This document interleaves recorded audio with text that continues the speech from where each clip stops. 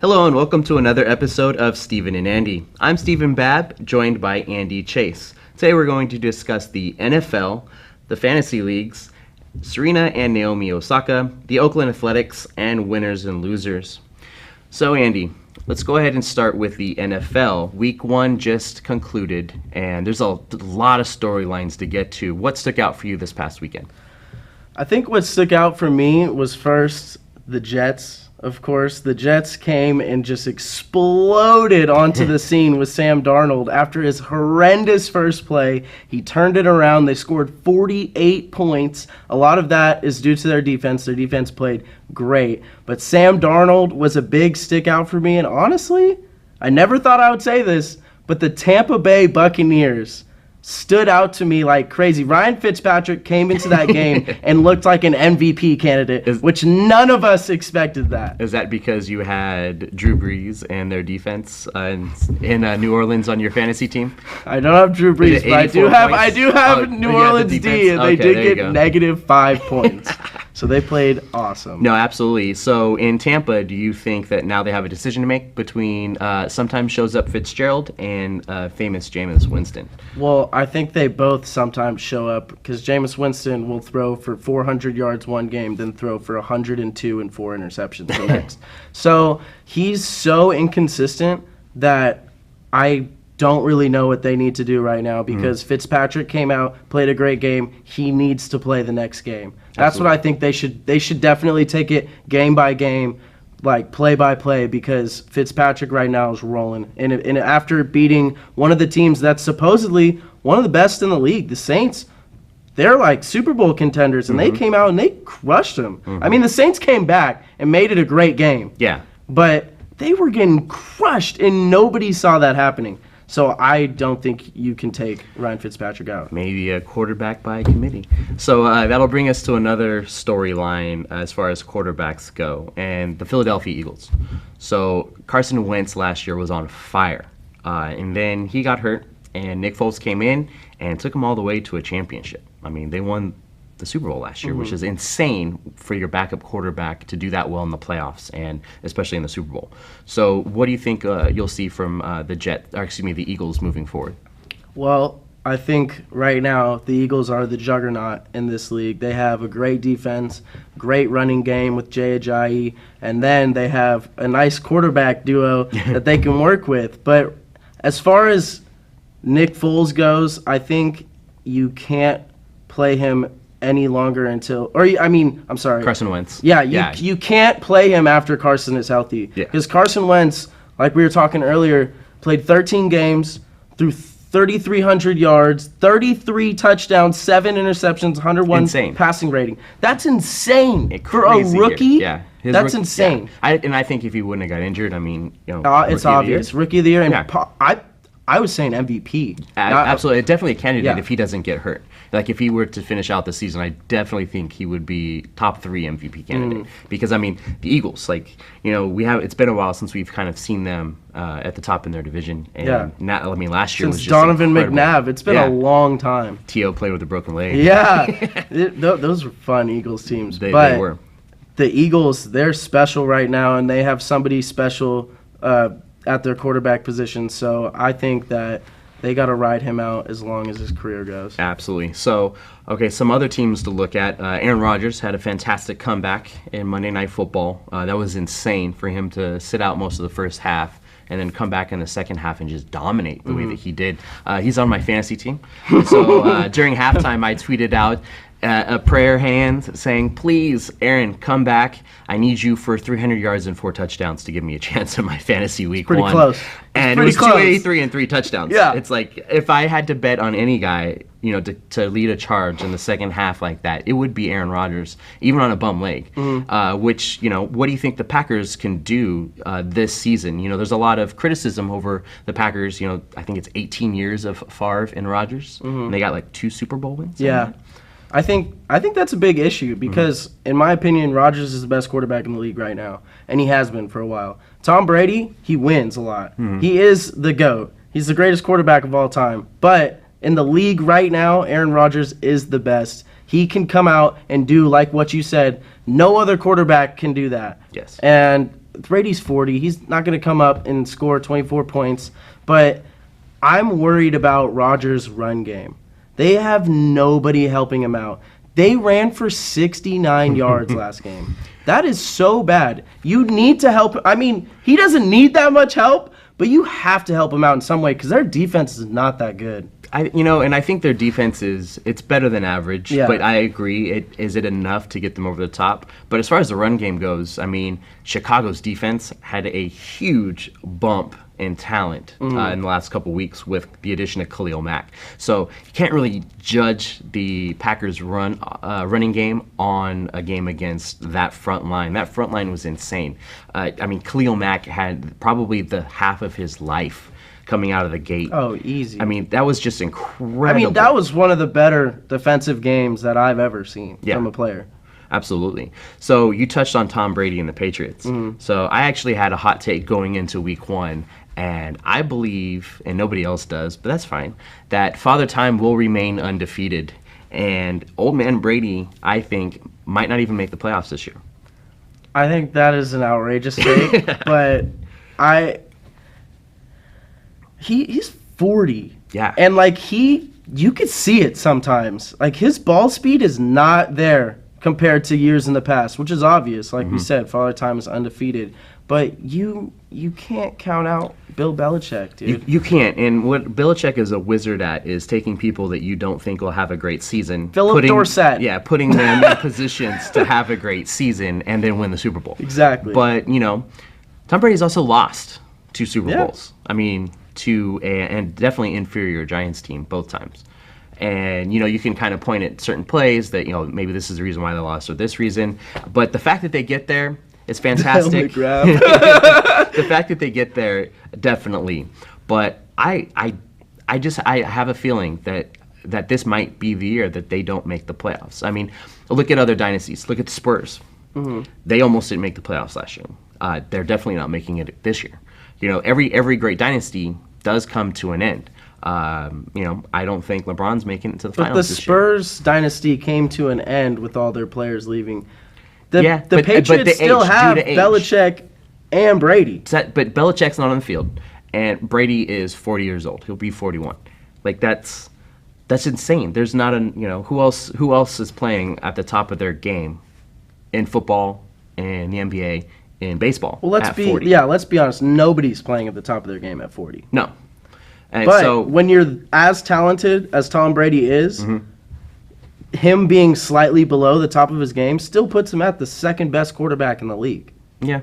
So I think saying that they're not going to make the playoffs is pretty outrageous, but I could see in a year or two them being non-contenders. Okay. So let's bring it a little closer to home. There was definitely a lot of expectation going into the season for the Oakland Raiders and the San Francisco 49ers. Lots of hype around Jimmy G. It's his first season as a starting quarterback, coming 5-0 to end last year and blah, blah, blah, all this great hype. And he went out and didn't have the best game of his career, which is understandable. It's his 8th start. And it's not just an 8th start in a row. It's an 8th fragmented start, with between 2 different teams. What were your takeaways from the game on Sunday? Well, I'm just going to, like Rodgers once said, all Niners fans need to RELAX.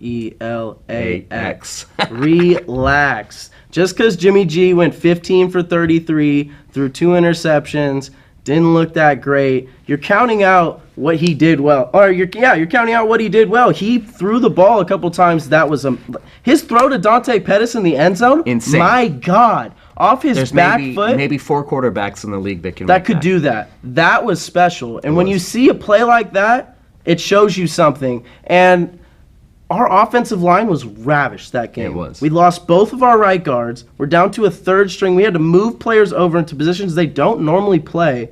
And Jimmy G had maybe 1.5 seconds to make his decision every time. And that's just not enough time for a guy who needs to be successful. So if we can fix our offensive line problems, our defense showed tremendous promise. I think our secondary is completely so much better than it was last year. Our D-line looked outstanding. DeForest Buckner looks like a defensive player of the year. Fred Warner, our rookie linebacker, double-digit tackles in like the first half. When Foster comes back, he and Fred Warner as a linebacker tandem is going to be ridiculous. So I actually, for last couple of weeks has projected that the 49ers defense will be top 15, which last year they were 24th, which was, not great. And everybody said that their weakness coming into the season will be their defense. And I didn't see it that way. And everybody was saying it during the preseason games that,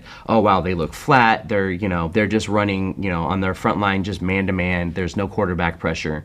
But we've seen a lot of quarterback pressure against a good Vikings offensive line. It's not great, but it is good. It's good. I mean, the Vikings are favored to make it to the Super Bowl out of the NFC, and the Niners definitely took it to the Vikings in Minnesota, which should be an eye opener for the rest of the league. Yeah. And I agree. Jimmy G, not the best game, but there were a lot of mistakes made across the board by everybody. And it wasn't, some of the mistakes, some of his throws weren't his fault. Some of them maybe were. Some of them miscues here and there. They lose Marquise Goodwin early in the game. He doesn't come back. They lost McKinnon. Not too long ago. McKinnon's not in that throws you out big time.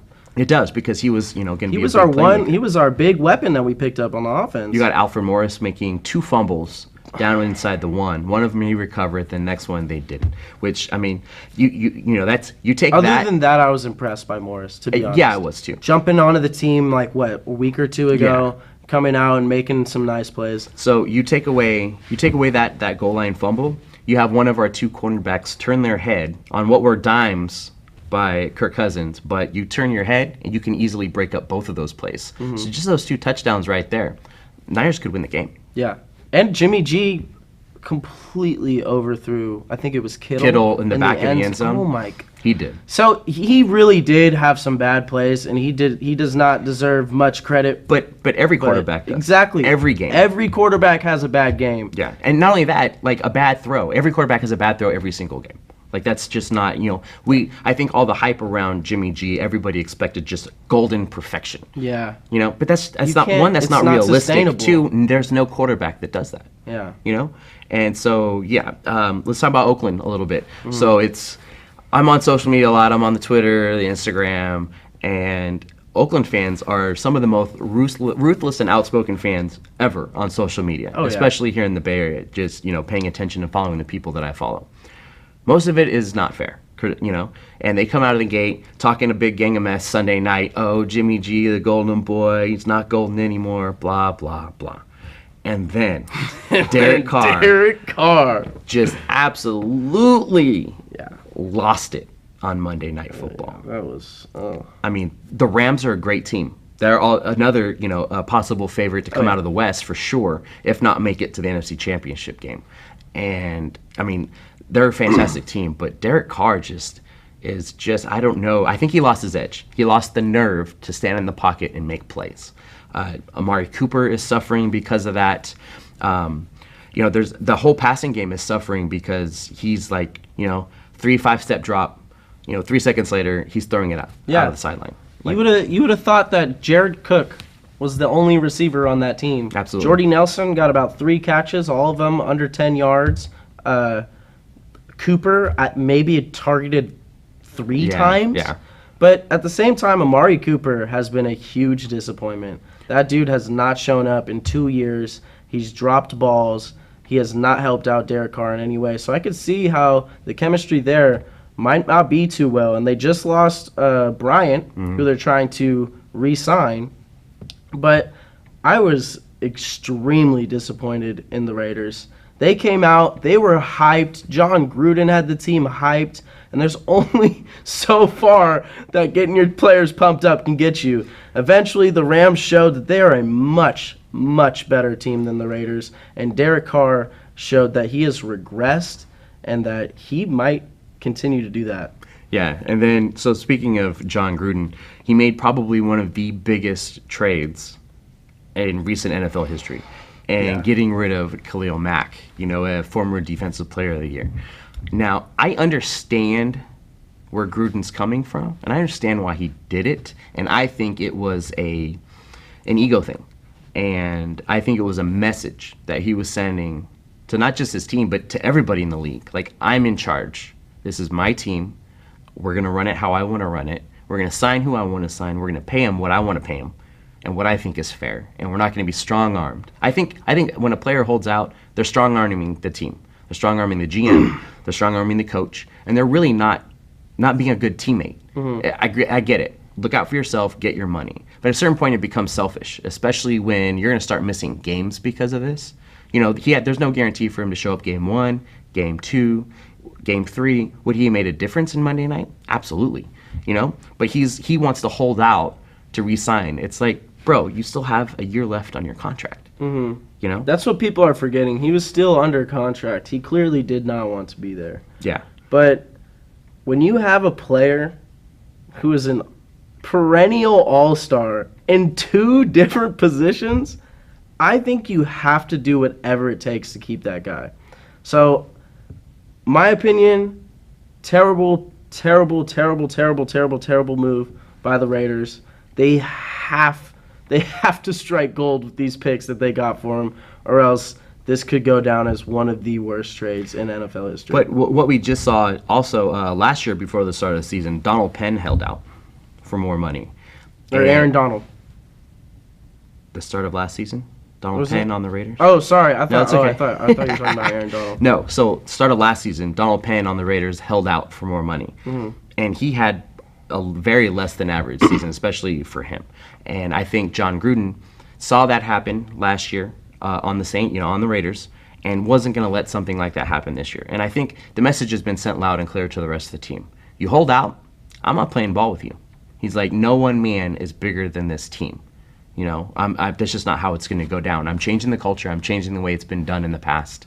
And, you know, Al Davis is famous for him franchise tagging Charles Woodson 4 times in a row and just not letting him out of the team. And then at the end, kind of feeling bad, like, hey, you know, the team's not that good around you.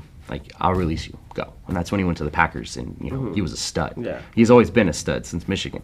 But, you know, it's one of those things where, you know, that's John Gruden's time. Like, he's seen, like, how to do this. Like, you don't want to play ball and you want to hold out, I'm not here for you. And so I think that's done.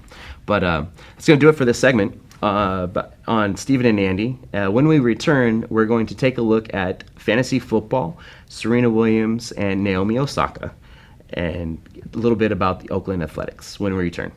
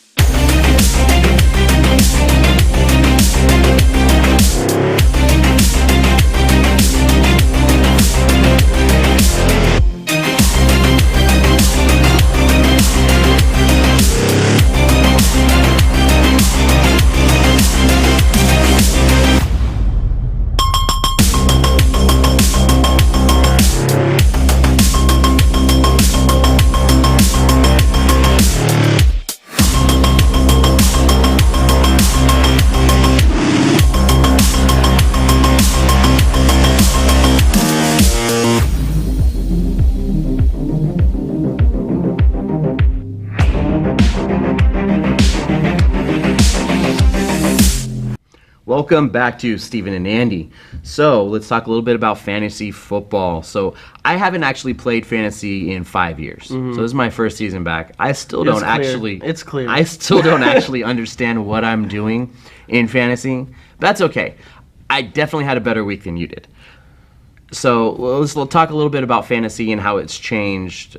Fans watching the NFL. I think fantasy has changed everything about the NFL, because before fantasy football, I would get up, I'd watch my Niners, and I'd watch all the local games that I would get just because I loved football. But you're not really invested in those other games. But when fantasy football came along, you're invested in almost every game. And it just makes the game so much more fun to watch when you're like, oh wait, that's my guy. When you're watching a highlight and he scores a touchdown, that just makes everything so much more fun about Sundays, Mondays, and Thursdays. Absolutely. So when I played, the last time I played, I was managing a restaurant in San Francisco. So I was working, 60 to 70 hours a week. I had no time to pay attention to fantasies. All my buddies had been playing it, and they're like, "Hey, you should play it with us." And I'm like, "Yeah, sure." And I had no idea how fantasy worked. I'd never even paid any attention to it. Mm-hmm. So I'm a Niner fan. So I wanted all the Niners on my team. Naturally, right? Like, yeah, why wouldn't you? That's my team. That's the only game I really want to watch. Exactly. And so before the season started, we did auto draft, and I had Megatron. And I traded Megatron for Kaepernick. And the commissioner of ours was going to block the trade. And everybody traded in a PPR league. So the commissioner was going to block the trade. And no, all my other buddies were like, no, he needs to learn his lesson. I was like, learn my lesson about what? Colin Kaepernick. He's a stud. No. And this is coming off their trip to the Super Bowl. So this is coming off the trip that they had in the Super Bowl. Mm-hmm. So this is 2013? 2014. So, okay. Yeah. So I was all excited. 2013? I think they went 2012. Or no, I think you're right. No, I think you're right, yeah. Yeah. So it was coming off of that. And, I was all excited to get Kaepernick. They let the trade go through. And the first week, Kaepernick got me 28 points. I think Megatron had 16. So everybody in the league was like, maybe this guy's onto something. Is he some kind of genius? Some sort of guru? And then by the end of it, I had, I think, $125 in fines because I never paid attention to the waiver wire. I never traded in my players. I didn't sit out guys in the bye week because I was working too much. Yeah. But I definitely agree with you. Fantasy has definitely made watching the NFL way more fun. So I'm in it this year. I have the time this year to actually sit and watch the games, even though my wife hates the fact that I sit and watch every game. But my fandom, growing up, in the 80s, 90s, having a dislike for the Packers because the rivalry that they had with the Niners back in the day, and also, rooting for teams like the Jets. Yeah. And rooting for different defenses to do well. It's just it makes it so much more fun. Yeah. Because I'm sitting there and I'm like, I absolutely despise Seattle with all of everything. But I'm sitting there and I have to cheer for Russell Wilson because he's on my fantasy team. So, it just adds a whole nother aspect of football, and I can't imagine that it hasn't done anything but good things for the sport of football.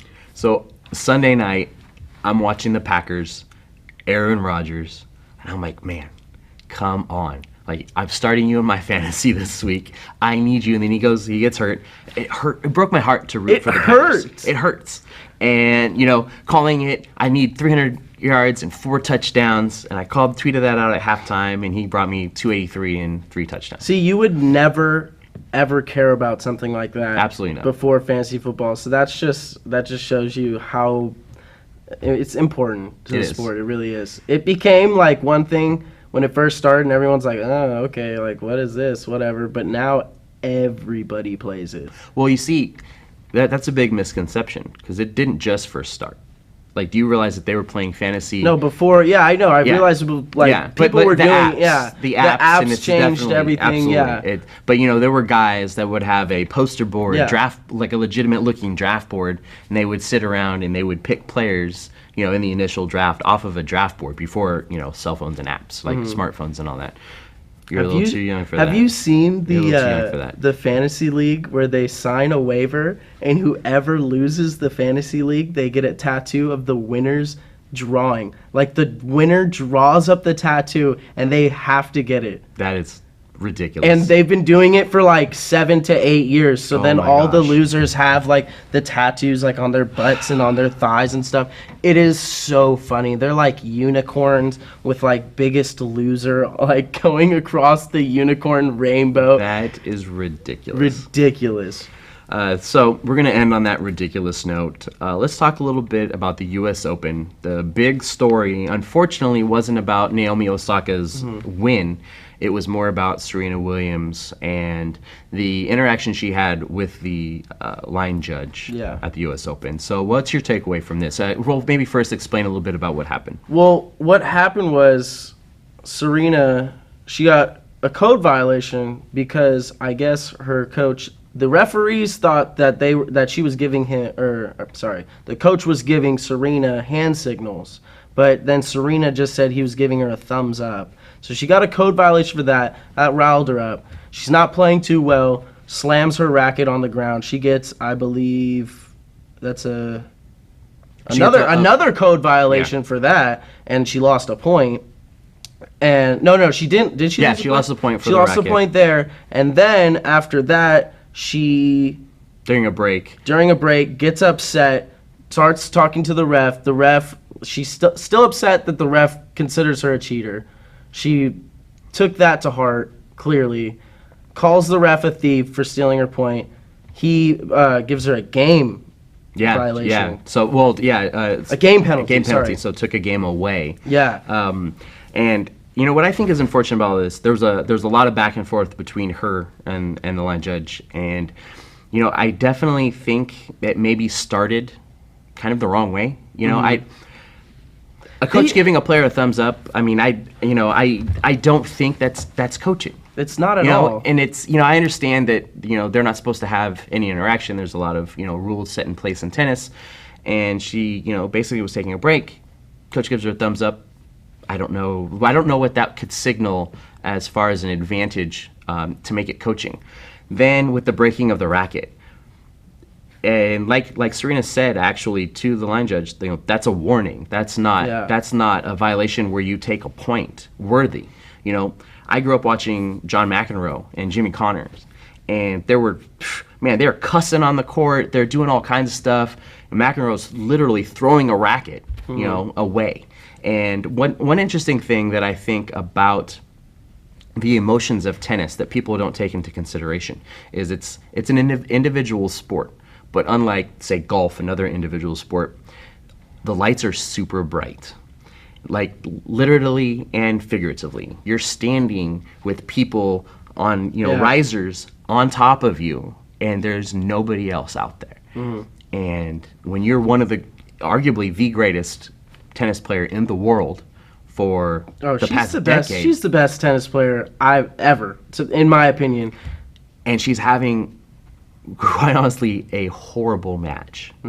And the fact that she's frustrated and she's feeling all these emotions. And I don't know what the line judge, if he had a hidden agenda here, if he wanted to take her down a notch, what he was doing. But the fact that all of these things kind of happened, you know, it's understandable to me why she was as emotional, why she blew up. But one thing that she never did, well, she was upset that he was discrediting her character by assuming that she would ever cheat. And I don't think she would ever cheat. You know, there's all kinds of steroid allegations linked to the Williams sisters, which I honestly don't think. I don't believe it. You know, they grew up in shape, and it's her and her sister, and they've been, you know, very athletically built since high school. You know, I have friends like that were extremely athletically built in high school, and my friends didn't even work out. So, you know, there is a thing to being naturally built. So I don't think there's anything there. And to kind of call her a cheater is kind of unfortunate. And then the breaking of the racket. That's unprofessional, too. Yes. You know? And, like, a ref should never be saying something like that. And I completely agree with you. Her frustration was obvious, and it was clear. And the whole situation probably shouldn't have gone to the point that it did. And with her being so frustrated about her or him discrediting her character, at one point I felt like she really needed to let it go, and that her just not playing well just completely got to her, and she was taking out all of her anger on that ref. Because when she was hollering at him for an apology, like, I understand that's not okay, but just, you gotta move on. You gotta focus back on the game. Like, you're a world-class athlete, a world-class player in your sport. You can't be doing things like that. And I realized that's not okay from the ref. And she didn't do that crazy of stuff. Like, she didn't curse. She didn't really, like, say anything terrible to the ref. She just said, "You're a thief." That is not bad. And that seemed to be the tipping point, was calling him a thief. A thief. Which, I mean, not F you. Yeah, not anything crazy, but thief. You're a thief. And that was verbal abuse. And that was the game that was taken away. And that's not all of this, unfortunately, like all of this hoopla and all this talk about the U.S. Open and about Serena Williams is When really she taking lost. away from Naomi Osaka. Yeah. Naomi Osaka probably played the match of her life. And she was phenomenal throughout the entire match. And, she grew up idolizing Serena Williams and really looking up to her. And, even, they talked to her before the match and she was a little bit emotional. Like, this is kind of like a dream come true. Yeah. Like, I always would have loved to get to this level. It's the U.S. Open. The lights are the brightest. And I'm going up against, my idol. It'd be like me going up against Jordan in one-on-one or something. You'd just be insane. And the pressure for her was so much higher than Serena. Mm-hmm. And she still, came through, and then none of this is about her. So that's really unfortunate. It is. So that's going to do it for this segment. When we return, we're going to discuss the Oakland Athletics and go over winners and losers for the week. Hi, I'm Dr. Celia Esposito-Noy. Thanks for watching the Solano College Sports Network. Welcome back to Stephen and Andy. So let's start discussing the Oakland Athletics. Since until recently, nobody apparently wanted to discuss the Oakland Athletics in the national media. It's sad. The Oakland Athletics are, if not, they're a top 3 team in this league at least, the entire league, and maybe the Red Sox are better than them. And but the Astros. maybe the Astros and the Yankees. But the A's are amazing. They're 8-2 in the last 10, 88 and 57, 3.5 games back. They can do it. And they're third in the league in home runs. They've got just a powerful offense. Their pitching is filled with a bunch of good relief guys. So I think I've never felt this way, but I really think we could actually win the World Series this year. It's interesting you bring up pitching and offense. So Sean Manaea is out, maybe out for all of next year. They said that he's Yeah. looking like right now, because he's getting shoulder surgery, it's looking like he's not going to play in 2019. And who else did you lost another We starting lost Brett pitcher. Anderson as Brett well. Anderson, that's right. So, starting pitching for Oakland has been suspect all season long. Yeah. Before the All-Star break, Manaea was pushing, I think, a 9.5 ERA before the All-Star break. Yeah. And so, it definitely improved. It definitely got a lot better as the season went on. But yeah, your guys' bullpen is insane. I don't really agree with what Bob Melvin is doing with starting relievers. And just this whole thing, I don't really, but I understand. I mean, you've got 2 holes in your starting pitching, and it's too late for you to really do much. But, I mean, it's semi-effective, I guess. I mean, at this point, it's more of damage control. We're trying to figure out how we can still win and do this. And by starting the relief pitcher, it kind of throws everything off for the other team. Mm-hmm. But I kind of agree with you. It is kind of suspect, and it works sometimes. But when you're a team that has all of this promise and all these aspirations in the postseason, I mean, damage control, that doesn't sound to me like you're going to make it very far. Mm-hmm. Now, offense. Your guys' offense is ridiculous. It's ridiculous. But let me throw a stat out there. I recently wrote a column on this. Let me throw a stat out there. When the A's don't hit a home run in a game, what would you think their record would be? Probably not too good. Maybe they probably have like 30 or 40 wins, maybe. They are 14-26 in games they don't hit a home run. 14 wins and 26 losses in games they don't hit a home run. So the reason why I think this is such That's an not important... a lot of games, though. They hit a lot of home runs. They do. Yeah. But the reason why I think this is such an important narrative that nobody is talking about is because home runs in the postseason aren't that readily available. You're against top pitching. Mm-hmm. And a lot of times in a 7-game set, if it looks like it might only go 5 games, or a starting manager or the manager will use their first, second, and third guys in the rotation and then start the first guy again. Mm-hmm. So you're not seeing that 4th and 5th guy in a game. And just pitching is elevated, the pressure's on, and if the A's go into a wild card game, the chances of them going up against an ace and having to rely on a home run, it's not good. I think I would take our chances in a wild card game over many teams because of our relief strength and the ability to pitch a guy 4 innings and then throw in Familia Rodney. We have the best closer in the league in Blake Trinan. I mean, some people say he's not, but he is. And then we also have, did I say? Oh, Trevino. Trevino. We have Trevino, too. Those guys are solid. And then we have MVP runner-up Chris Davis. Dude's just a beast. He's the only person who's stopping JD Martinez from getting the Triple Crown. He already has 41 home runs this year. The dude is a monster. And the only thing I'm worried about is the age. We are young. There's a lot of guys who have not seen the postseason before and have not seen just everything's different in the postseason. So having guys that are not keen to that could definitely hurt us. I think their age might actually help them because, when you're too young, you don't know what you don't know. That's and true. They have so much fun and out there playing. They don't have a care in the world. There's no pressure on them to be doing this, and I think that's actually going a long way into helping them be the best team in baseball since mid-June, which is crazy.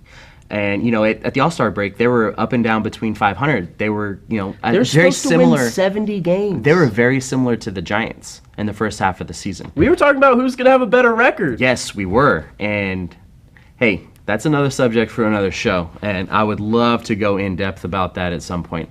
But we're going to stick to the A's since nobody else is talking about them, and everybody always talks about the Giants.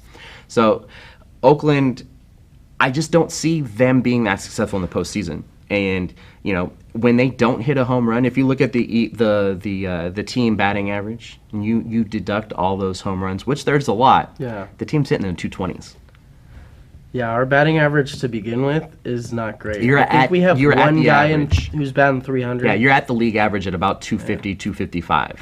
So you remove those home runs, you're hitting in the 220s. That's not sustainable in the postseason at all because you're going up against top pitching. You're going into situations where you're going to need base hits, doubles. They do hit a lot of doubles and triples, in all fairness, but their ballpark is pretty big. It is, and it is a pitcher's ballpark. People forget about that.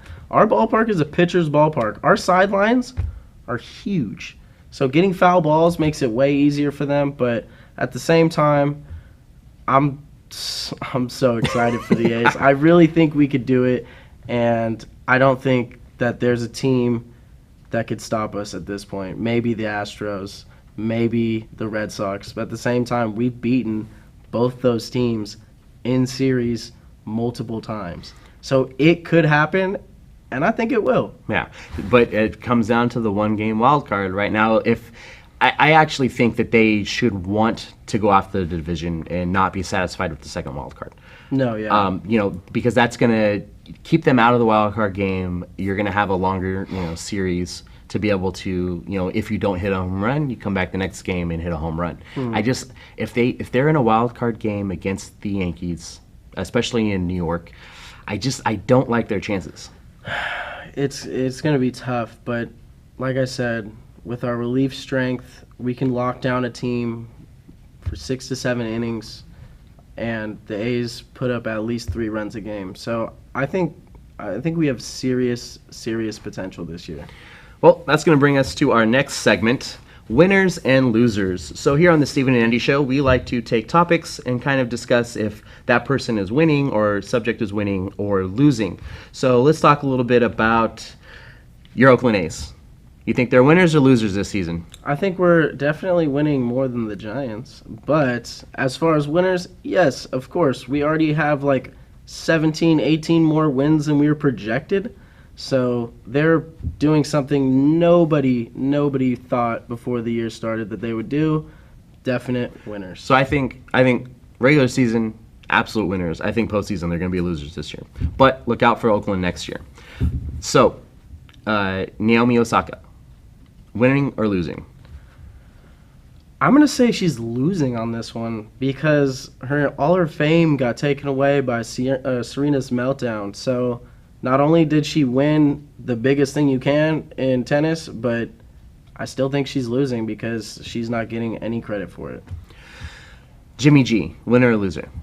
Jimmy G, still winning because of that contract and the amount of games that he's played. But as far as after the last game, he needs to step it up if he wants to continue to be a winner. he's losing at this point in the season. 15 and 33 with 2 interceptions is never going to win anyone any games. But who is he throwing to? That's true. That's true. Dante Pettis. It's George Kittle. George Kittle, yeah. So, Derek Carr, winning or losing? Absolutely losing. Dude had a horrendous game. 3 interceptions, 300 yards. Looked completely confused. Looked a lot like Matt Stafford. He is big time. I think the Raiders in general are losing right now. Yeah, so I would actually say Jimmy G is winning and Derek Carr is losing. And the reason why I would say Derek Carr is losing is maybe we've seen the best out of him. 2016 they go 12-4. He had a phenomenal season. Now I know he's battled injuries, but I think those injuries have cost him his playing ability. It's cost him his playing ability. So I would definitely say Derek Carr is losing. Yeah, he's playing suspect. He's playing scared, and you're always going to be losing. So stick with the Raiders. John Gruden, winner or loser? Big time loser right now. Loses his first game. The Raiders didn't look great. He's winning big time on his contract as well, like Jimmy G. $100 million guarantee. Are you kidding me? But Khalil Mack trade. Yeah. That I still think that's going to be a loss unless they strike another Khalil Mack in the draft. Chance of that not happening. Not happening. So that's going to do it today on the Stephen and Andy Show. Until next time, I'm your host, Stephen Babb, with Andy Chase.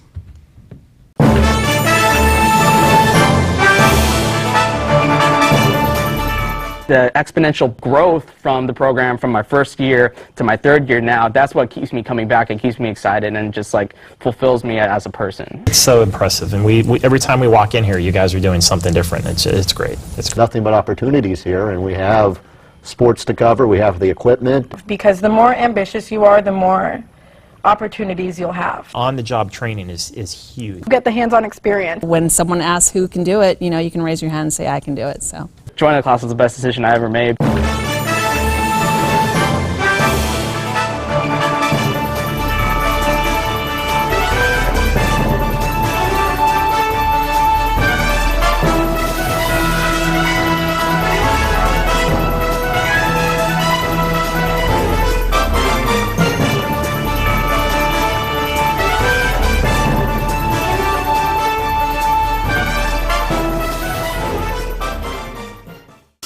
We're going to go to cut one. And cut one. Cross court to Audrey Jones. Audrey for 3. And it's good! With 1.3 seconds left on the game clock. Audrey Jones with one of the biggest shots ever. the sky's the limit, really, with what we can do here.